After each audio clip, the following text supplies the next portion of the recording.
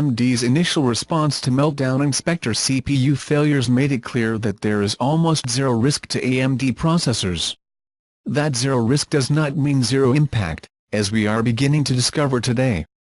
We have defined additional steps through a combination of processor microcode updates and OS patches that we will make available to AMD customers and partners to further mitigate the threat, says Mark Papermaster, AMD's Chief Technology Officer.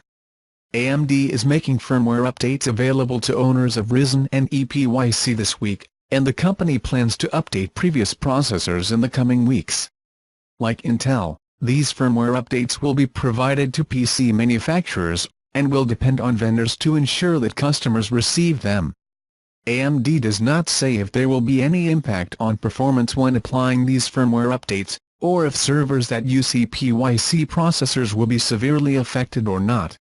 AMD has managed to stay out of the limelight on Meltdown and Specter, simply because the company's processors are not vulnerable to Meltdown itself. It is becoming increasingly clear that the Specter Variant 2 is pushing vendors to have firmware updates ready. Intel aims to cover 90% of its processors in the last 5 years before January 15, and now AMD is issuing its own firmware updates.